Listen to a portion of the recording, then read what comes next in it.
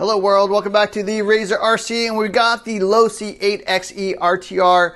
This is a 1/8 scale electric four-wheel drive ready to race buggy, and just came out on the market a couple weeks ago. Super excited to take a look at this and do the full review because I'm a big fan of 1/8 scale electric four-wheel drive buggies. I actually have pretty much all the RTR buggies out there that are based on race vehicles. So I got the HPI Vorza, I've got the Kyosho MP9 and MP10, I got the Serpent SRX8, the Hyper VS2 from Habao. But the kicker is I have the nitro versions of all those cars, and this is an electric vehicle. So the Losi 8ight-XE RTR is based off the full-on TLR Racing 8ight-XE 2.0, so that was a little mistake I made in the unboxing. I thought it was based on the 1.0, but this is the full-on latest version of the XE series. This is the hardcore TLR racing buggy, but in a ready-to-race format. So it does come as a ready-to-run, which is nice. Comes with everything you need to get racing. You just need batteries and a charger, and you're ready to go.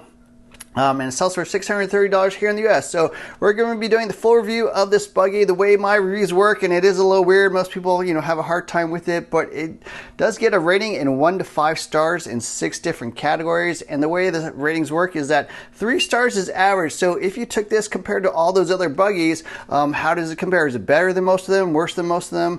If it's about typical, you're going to get 3 stars. If you're above average, you're going to get 4 or 5 stars. And if you're below average, meaning you're, maybe a little worse than some of those other vehicles, you're going to get 1 or 2 stars. Doesn't mean it's a terrible vehicle, doesn't mean it sucks, it just means it's below average in that one particular category. So yeah, let's get into the review. First category is the electronics, and the radio it comes with is the Spectrum DX3. So Spectrum is owned by Horizon Hobby as well as Losi, so that's why all these vehicles come with a Spectrum. DX3 is pretty good radio. It does actually have telemetry as well. I don't think it's equipped out of the box with that, but that is an option if you want to run that. And then the stuff inside is really, really good stuff. So the one thing that sets this buggy apart from other vehicles, it does come with a censored motor and ESC, so you can see that little wire sticking out the back. This is just a really nice system. I think it's 150 amp ESC, 4S capable, standard 40 by 68 can motor. Just a really good system overall because it is censored. And what censored electronics give you is a little bit better throttle control, a lot more precision. It's a lot more linear in the inputs. So especially at low speeds, this is a lot smoother. It gets you a little bit more control over the vehicle. The servo, the S665 servo from Spectrum, very fast servo, one of the fastest RTR servos actually, in my opinion, 0.10 seconds per 60 degrees. Pretty good amount of torque at 277 ounce-inches of torque. And then the receiver that comes in it is the SR315 receiver. The awesome thing about that is if you have another Spectrum radio like a DX5 Pro, you can actually get faster latency times, a lot more adjustments and stuff. So this will just bind right up to your other Spectrum DSMR radios, which will give you better performance. So overall in electronics, this is by far the best electronics package that comes in any RTR 8-scale buggy, for sure, by quite a large margin as well, I would say. So definitely 5 stars in the electronics category. This is the best stuff. This is truly like race level type stuff. I mean, I definitely run my DX5 Pro with other 8-scale race buggies. I definitely, use censored motors and ECs on all my 8-scale race buggies and stuff. So this is race caliber, and the servo is plenty fast, plenty amount of torque. I would have no concerns about running that as a race servo. So yeah, very good electronics overall. This is probably the highlight of this vehicle and what really separates it apart from other brands. Next up, we have the design, and like I mentioned, this is based off the XE 2.0, the latest TLR racing vehicle, and it has all the adjustments, all the stuff that you expect. A lot of modern features, including the battery tray. So this is a little bit weird looking battery tray with 4 straps, but it's a lot configurable for different types of batteries. So 8-scale buggy racing is all done with 4S packs. You can use a single 4S brick pack, or you can use 2S shorty, like LCG or lower profile type batteries. Get you a little bit lower center of gravity. Let's carry a little more corner speed, that kind of thing. So just a lot of options there. That I think is pretty nice. 3 differentials, of course, including a steel center spur gear on the differential, 4 gears in all the transmissions, which is really nice. So it does have some upgrades over the old Losi 8 RTR, which I also have, the nitro version. So yeah, the aluminum stuff, the parts on this are not quite kit level. Definitely you can tell a difference. They use kind of this bluish gray, steel gray colored on all the aluminum parts. There are machined shock towers, front and rear, machined hinge pin braces and stuff, but they are not the higher end 7075 stuff you would find on the TLR kit. So yeah, they kind of made it a little bit more budget, but really nice overall. All aluminum shocks, front and rear, 5mm shock towers. The chassis is 4mm thick. Yeah, just a good vehicle overall. Very thick galvanized steel turnbuckle, so those are pretty nice. Sway bars front and rear. So everything you want just now. There are some upgrades you can make to this. I actually swapped out the chassis to the TLR part. I also am running the TLR side guards and battery tray. It's a little bit different just because this chassis is a little bit stronger, and I'll explain why that is later. But yeah, overall design I think is very good. It does have steel inserts in all the arms actually to provide a little bit more durability, so when you crash into stuff the arms are less likely to break. So a lot of nice adjustments, a lot of tunability. Does have universals up front, dog bones in the rear. So yeah, very smooth drivetrain overall. Very nice design. I want to get 4 stars out of 5. I think it's pretty good. Things I would like to see, maybe adjustments in all the pill system. I think you could get the TLR parts for the hinge pins and get adjustable toe and kick up and that kind of thing. But out of the box, there are no adjustments. It's just kind of fixed there.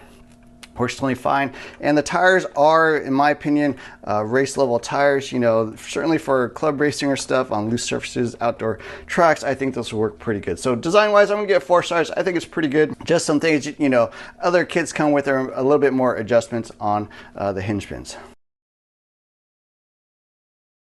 Now, I took the Losi 8ight-XE RTR to a bunch of different surfaces. I took it to a carpet track, like a 10 scale carpet track, ran it on 2S there. Actually drove pretty decently. It was pretty interesting to take this just flat out of the box there and drive around. Steered well, handled well. Obviously on 2S it's not going to be quite fast enough and you'll want to change the gearing stuff, but I also took it out to a large A-scale size track, did big jumps and stuff like that, kind of a rough terrain. These tires hooked up, a lot of steering, and drove actually quite well there. And then even took it bashing, so I launched this thing off some big jumps, doing backflips, like 20-30 foot jumps. I was curious how this performed as a basher and see how the durability worked out overall. And overall, yeah, performance wise, this thing is great. The electronics definitely make a big difference. Super smooth motor and ESC, gives you a lot more control. The steering is phenomenal. The servo is extremely fast. Responsiveness on the radio is fine. I did eventually go to a DX5 Pro radio just to get a little bit more control and take advantage of the faster latency times that this receiver can support. But yeah, overall drives well. Tires hook up great in the dirt. Tons of steering. Like, if you look at the design, it is very much like a forward mounted type design. If you look at something like an Arma Typhon, it's a little bit more old school where all the weight's kind of in the back, get a little more weight on the rear tires, but this is much more of a modern, higher speed, higher cornering, more steering type vehicle. Even the body's got this huge massive windshield in front to provide a lot more downforce in the front end. So you get tons of steering with this vehicle, much more than I think most other race buggies, RTRs out there. So performance wise, I'm gonna get 5 stars. Again, one of the strong points of this thing is it just drives really well. I didn't really mess around with the setup or anything like that. I think it just drives great out of the box. You could do a little bit more tuning depending on your surface to get a little more rear traction or something. Maybe move the weight backwards a little bit if you want something for looser surfaces. But out of the box, this thing drives great. 5 stars in the performance category. In terms of breakages, yeah, I did take it out to a BMX park and, did send this thing. Did break a few things. The number one thing is the chassis. So the stock chassis is 4mm thick. I think it's 6061 alloy out of the box. And I think it's fine for smaller jumps or, smaller A-scale tracks. But if you're launching this thing huge, if you're doing giant jumps, or if you're jumping on like a Psycho Nitro Blast size track, I think it is well worth getting the kit chassis. It's just going to add a little more durability. Even though it is thinner, it is a much higher grade aluminum and will just hold up on those jumps. Once I swapped out the chassis, it held up great, but the stock chassis, I actually did bend it here in the front, landing on basically like high centering it on a big jump, jumping like probably 25, 30 feet in the air. So that is the one main thing I broke. And then the other thing is I did strip out a shock rod in here on the front shock. Not really sure how that happened. That actually happened in the carpet track. And then again, at the 8 scale track, I swapped it out to just a new piece and it seems totally fine. I think I didn't have the droop screws set right, so it kind of pulled on the shock, kind of overextended it, pulled it out, but that was, you know, like an $8 fix or something like that. Fairly simple. And then the last thing that broke is the fan on the ESC. You know, that's fairly typical for ESC fans. They, you know, if you're jumping this thing big, they do tend to break, and, you know, it's like a $5 part or whatever thing like that. So yeah, overall, durability I think is pretty good. They do have steel inserts on all the hinge pin braces. I think, you know, it's got metal in all the right places. The shock towers are quite beefy, had no issues there. I think the shocks are quite beefy, no issues there. Turnbuckles and stuff are quite beefy. So all the metals, even though they're a lower grade than the kit stuff, they seem pretty good except for the chassis. If you really are launching this thing, I do think that is an area you want to go with. But durability wise, I actually can give it an above average score. So people are going to be wondering, well, the chassis bend, why are you giving it an above average score? And the reason for that is I have all the other vehicles. I got the Kyosho MP9, MP10. I got the Serpent SRX8. I've got the HPI Vorza. And I had to change out the chassis on all those other vehicles. So the one main difference you get with an RTR versus the kit version of a race buggy, no matter what the brand, is that the chassis is generally going to be a much lower quality aluminum. You know, there's not as much bracing and stuff on this thing as compared to like a hardcore basher like a Typhon or something like that. These are not meant for doing giant backflips. So if you are doing that, you will want the kit chassis. And so for the Serpent, for the Kyosho, for the HPI, I actually upgrade all those to aluminum chassis, and I did the same thing with the Losi 8. So that makes it, you know, I think actually totally fine in the chassis department. The shock towers I think are a little bit stronger than most of them. They are nice machine pieces. Some of the other ones are cast pieces, bend a little bit more easily. I think this works totally fine. Shock standouts, I have no issues there. So in the category, and especially with like the additional hinge pin bracing, steel inserts on the arms, I think this is actually a pretty good vehicle. No issues with the turnbuckles or the steering blocks or anything like that. So yeah, I'm gonna get above average rating in the durability category. I don't think it's best in class. I'd say probably the Habao is a little bit better, but 4 stars, definitely above average in terms of how, you know, durable this thing is.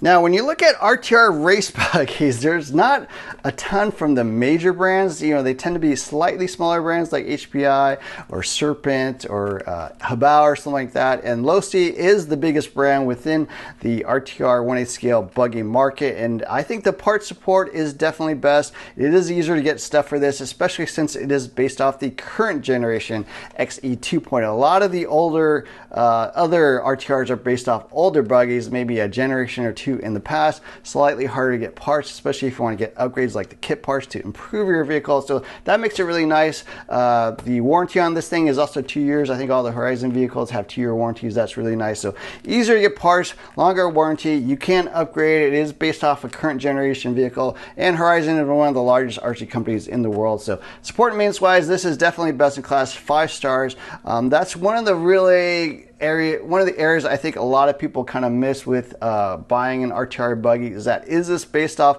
a current vehicle and is it going to be supported for a while? And since this is just, you know, based off the latest stuff, you're going to have no problem getting parts. I think that's one of the strongest things about this buggy.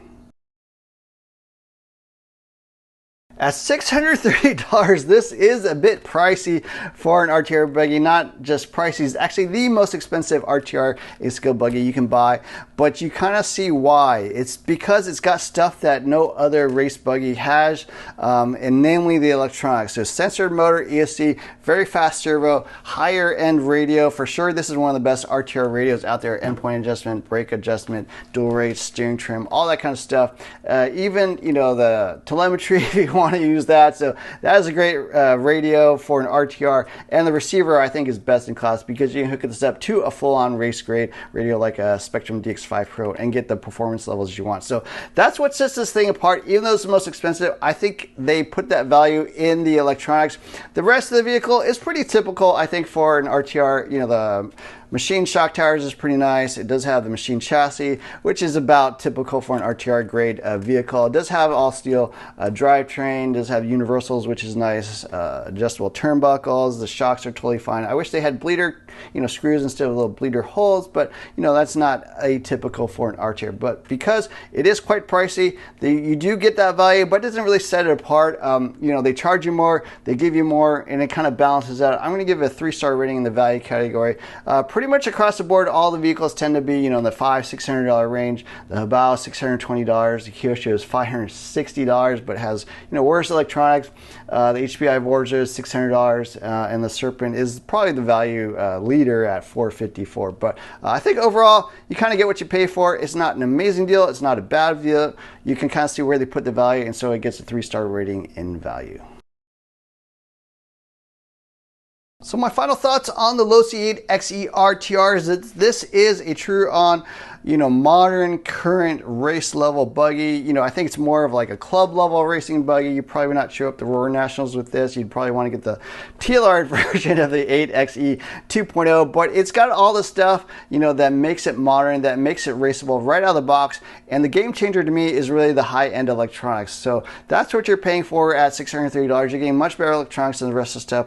Now, in terms of what you might want to change, yeah, I do think the kit chassis is probably the way to go. That is going to be the biggest upgrade. Maybe a better radio to take advantage of those faster protocols. I don't think you have to out of the box, but that'll give you a little bit better performance. And then some of these other parts, maybe you want to change out to different shock caps or higher grade shock towers or the adjustable hinge pins. I don't know. There's a lot of upgrade paths depending on what you want to do, but out of the box, this thing drives great. I really didn't mess with the setup, and that's kind of rare. Most of the vehicles I buy, whatever I get, I am kind of tweaking things a little bit, and I don't feel like you really need to do much out of this. This is pretty much a race setup. It drives like a race car. It feels like a race kit. It performs well. So yeah, overall, I think it's quite good. Now, any downsides? This is not really a basher. I would not use this as a send it type vehicle. It's 4S. It's meant for driving fast on a racetrack, cornering, that kind of thing, not doing double, triple backflips in the air or something like that. I'm sure people will do that, and I did test this out. I was curious how it performed as a basher, and I think it's okay once you upgrade the chassis, but yeah, out of the box, you probably want to go with something more like a Typhoon if you want to bash. But if you want to race, if you're curious about A-scale racing, if you got a track nearby, or even just something in your backyard, a dirt track or something, this is great because it comes with everything that you need. You don't need to upgrade anything, in my opinion. I think it's a phenomenal driving vehicle out of the box. And across the board, I think it's pretty good overall. It gets 4 or 5 stars. Basically every category, including support mains, which is super critical for an RTR, just to be able to fix it as you, drive it, or if you want to upgrade it and make it a little bit more closer to the kit spec. So overall, yeah, great vehicle. Super happy to get a chance to drive this. You just got to pamp the body, throw in a battery, and you're ready to go and go race. So anyways, I hope you enjoyed this video. Let me know what you think about this A-scale buggy. Don't forget to hit the like, share, subscribe buttons. Look for more videos soon. Thanks for watching.